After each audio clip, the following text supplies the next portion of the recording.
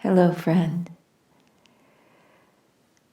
This week is one of great importance in the United States, and we are preparing for the election for president. And it's a time of tremendous upheaval and turmoil in our country.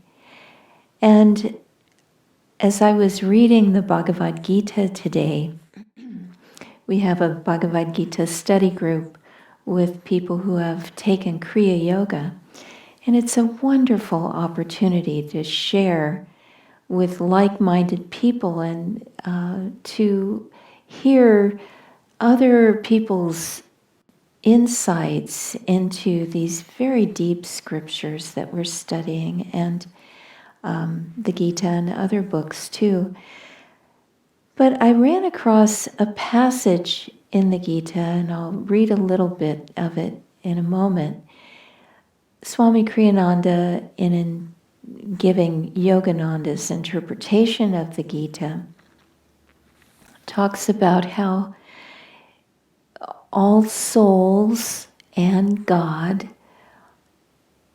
and he uses this illustration of the souls are like the waves on the surface of the sea, and everyone is connected, just like in the ocean. It's all one, even though individual waves will crest and form large waves, tsunami waves sometimes, but still there's a connection. Everyone is part of one essential vibration of God. And he makes the point that the egos that are self-important are the ones that are farthest away from the bosom of the ocean, of the surface.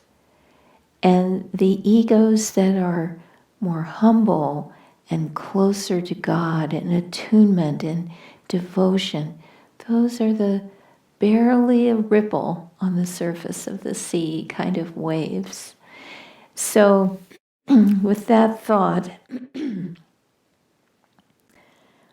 he goes on to say that when there is a lot going on in the world, when the influences surrounding these egos on earth plunge most egos into a veritable storm of delusion, causing them to feel anger, violence, and warlike fervor, a few egos resist that influence, even if it surrounds them, and they remain calm, having toward everyone a loving attitude.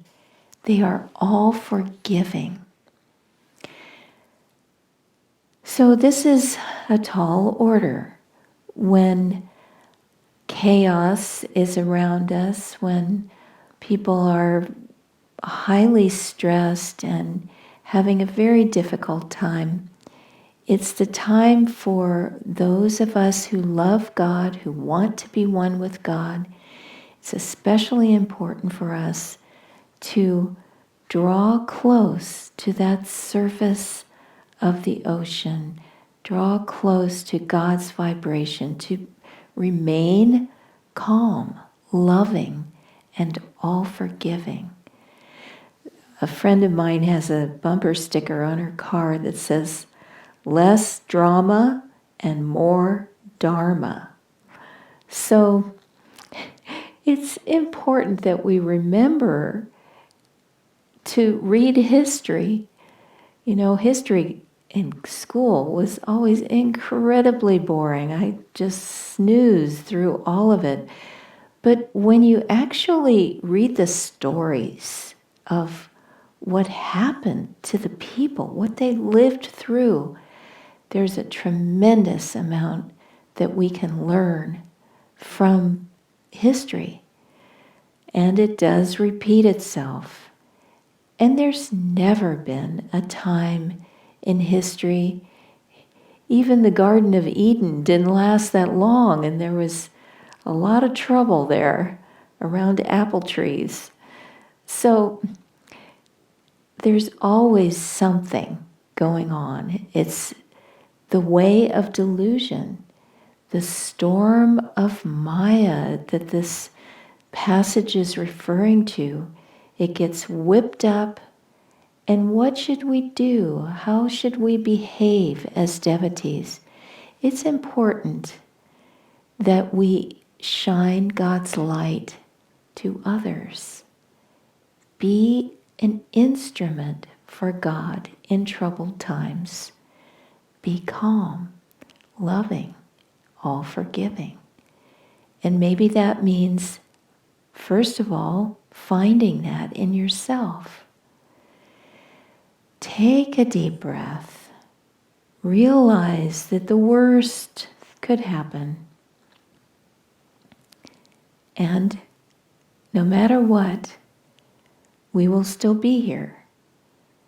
And someday we will pass away.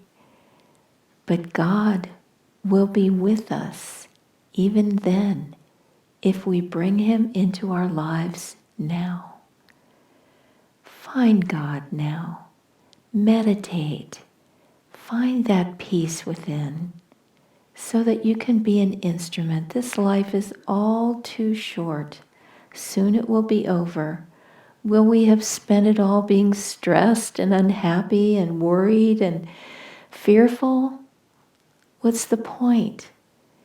The point is to gain as much as we can from this life so that we can grow in happiness, in joy.